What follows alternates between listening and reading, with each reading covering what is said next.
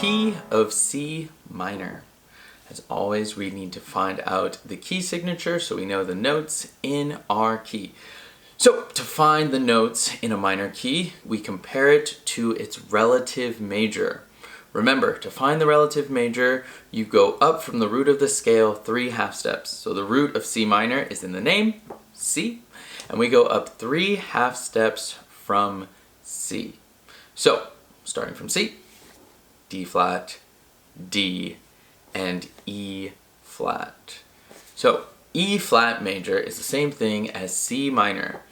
Because we remember our circle of fifths, we know that E flat major has 3 flats. So along that circle of fifths, those flats are B, E, and A.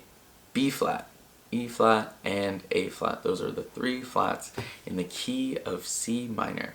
So now that we know our key signature, we can go on to the next step, building our tonic triad. So the tonic triad, the root of C minor is C. So let's build a chord from that note. We build chords by simply stacking thirds or skips above our starting note. So a third above C would be an E, but because of our key signature, it is an E flat. And then a third above that, another skip, is a G. So the 3 notes of our tonic triad are C, E flat, and G. All right, now we can go to playing that triad and its inversions. Right hand tonic triad root position. So that means our thumb is over C, third finger is over E flat, and pinky is over G. Now to invert our chords, the C has to go on top, so I have a pinky on C, a second finger on G, and then my thumb needs to go to E flat. You notice there's not enough space here, right? I can't reach this note. So when I move from this first chord, I make a diagonal line across the keyboard so that my thumb lands on the E flat, second finger on that G, pinky on the C here, without having to turn my hand sideways to do it. So my hand feels like this, nice and relaxed. Now we're going to invert the next shape. So we're going to go from E flat at the bottom to the top. We're going to keep those 2 notes of C and G. So the E flat's on top, third finger on C, thumb on G. Now we're going to invert it one more time. So the G is on top, third finger on E flat, thumb on C. Now same thing going back down. So the G that's on top in this chord is at the bottom. My thumb plays that. Third finger on C, pinky on E flat. Watch the distance of the keys when you move down again. Your thumb moves to the E flat, second finger over G, pinky over C. And now we move back into our root position tonic triad. C, E flat, and G.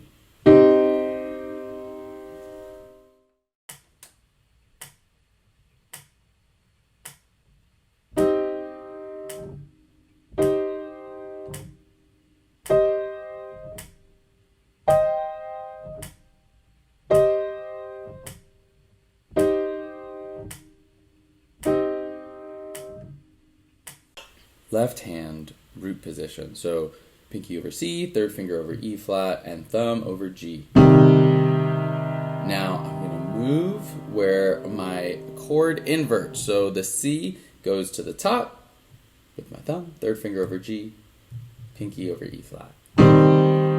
Same thing, move and invert. Now the E flat is going to go on top with my thumb. Notice that I have to move my hand in on the keys because my thumb is short and so is the black key.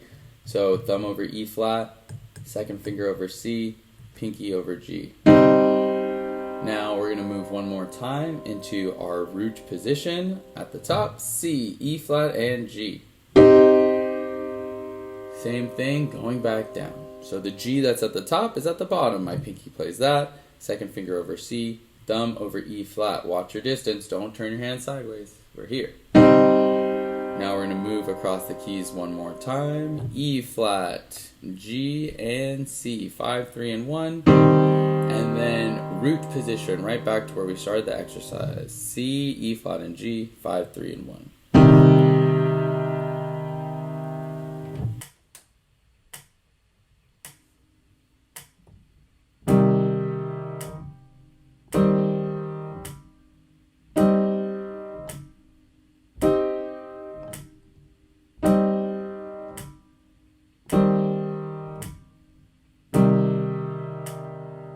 Before playing hands together, double check your movement technique. So make sure that you're not doing that down and around thing on the keyboard, but we're moving up and over into each chord, and that the hands move as a unit. So not right and then left, right and then left, but together as a group.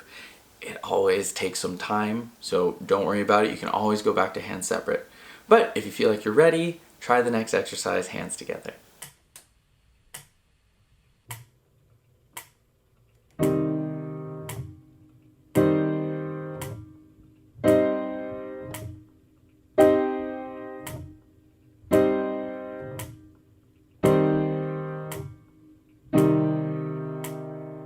Alright, let's build the primary chords in the key of C minor. The three primary chords are 1, 4, and 5. So our tonic, our subdominant, and our dominant. We've already built our tonic triad, the C, E flat, and G. Now we just need to build our subdominant and dominant chord. So we need to count up to the fourth note of the scale to get to the subdominant, starting on C is 1, D is 2, E flat is 3, and F is scale degree number 4. Let's stack our thirds. So a third above F is A, but because of our key signature, it's an A flat, and a third above that is C. Now we need to build our dominant chord. So we go up one more note in the scale, so we go from F to G. This is the fifth note of the scale. Now we stack our thirds to build that dominant 7 chord. So G, B, but B flat because of the key signature, D, and F. Now we have one more thing to do because we are in a minor key, and that is adding our leading tone. The leading tone of a scale is always a half step below the root of the scale. So in this case, if we have a C, a half step below that is going to be a B. Another way that we can find the leading tone in our dominant 7 chord is simply raising the second note of the chord a half step. So let's take a look at our chord one more time. So the first note is a G, and the next note, because of our key signature, is a B flat. We need to raise this B flat a half step. So sometimes students will put a sharp because sharp raises a note, but no, we do not add a sharp. Instead, we add a natural because we're raising it from its current state. So because B flat is a half step lower than B, if we made it a B sharp, that would be a whole step. So we put the natural sign instead to go from B flat to B natural, which is a half step and is also a half step below C, the root of our scale. So the 4 notes in that dominant 7 chord, one more time. G, B natural, D, and F. This is super important because you need to be able to see this relationship in your music. So now that we've got the notes, we are ready to try to play the primary chord progression. So right hand root position, C, E flat, and G, tonic triad. Now to play our subdominant, we're going to keep our thumb anchored over C. We're going to open our third finger to F, pinky to A flat. Now we go back to our first position of our tonic triad. So thumb, third finger, and pinky over C, E flat, and G. Now we're going to move into our dominant 7 chord. So our thumb is going to drop to B, fourth finger's already over F, pinky's already over G, press them down, and then back to our root position tonic triad, C, E flat, and G.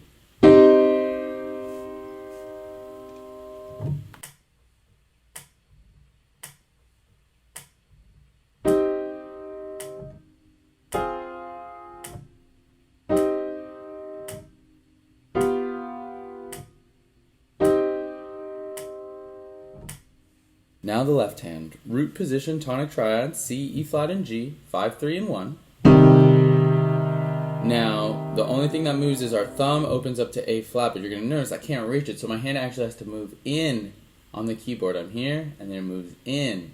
So my thumb is on A flat, second finger is on F, pinky is on C. Back to my root position chord, C, E flat, and G. Now my hand opens just a little bit, my pinky goes to B, second finger's over F, thumb is over G for our dominant 7 chord. And now we're going to go back to our tonic triad, C, E flat, and G.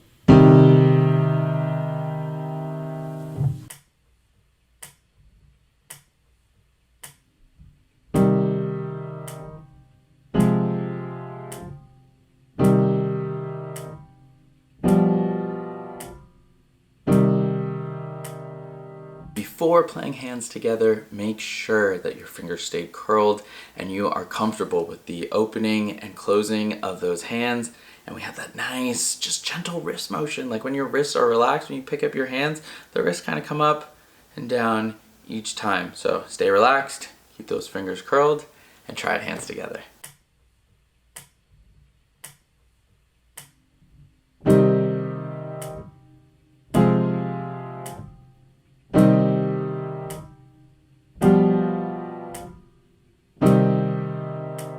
Last up is our tonic arpeggio. So we already know the notes, C, E flat, and G. All we have to do is space them out and play them as a broken chord in an arpeggio. All right, root position tonic arpeggio. So instead of 1, 3, 5, we open our hand 1, 2, 3. So we play our thumb on C, second finger on E flat. As I play this third finger to G, you're gonna notice my thumb is sliding underneath. And then I turn my wrist just a little bit without turning it over, and then my thumb plays on C. My hand opens up into the next 3 notes. So then I have an E flat with the second finger, G with the third finger, and then I have a pinky on top on C. Now, same thing back down. Don't move your hand. Third finger plays the G again. Second finger plays the E flat. As my thumb plays the C here, my third finger crosses over to G, tuck the thumb underneath, and then my hand slides into the next 2 notes. Second finger on E flat, thumb on C.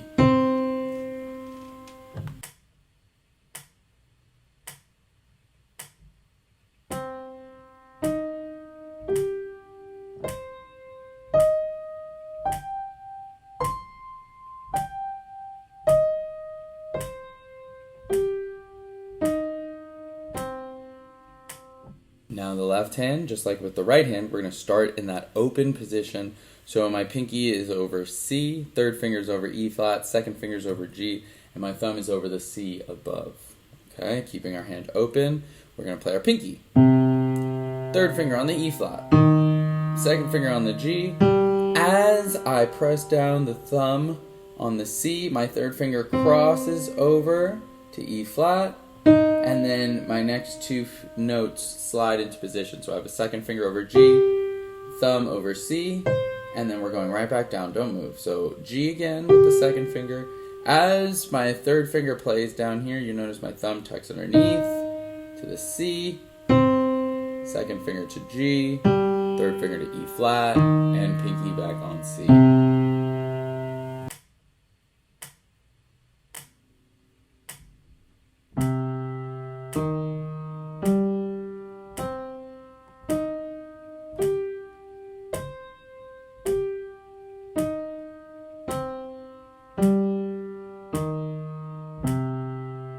Before playing hands together, make sure that you watch your elbows when you play. Don't play and then lift up that elbow. Focus on that tucking under of the thumb or the crossing over of the fingers, and really using that lateral side-to-side motion of your wrist. Stay relaxed, keep it nice and loose, and your fingers will be able to reach. Take your time. Sometimes students need to go back to hands separate for a little bit before they can do hands together. But if you can do it hands separately, you are ready to try it hands together.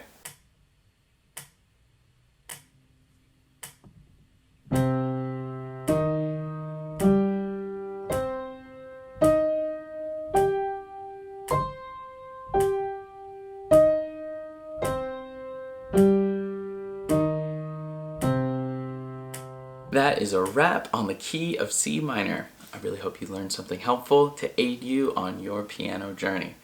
Please do not forget, like, comment, subscribe. Let me know what you thought about the video, any future things you think I should cover. And of course, if you like the content on the channel, definitely check out the link to the shop below. I'm always trying to add some new shirts and hoodies and anything. Like we have like phone cases and stickers and water bottles. Check it out. I hope that there is something that you like, because I know I like it myself. But more importantly, good luck with your practice and stay powerful, y'all.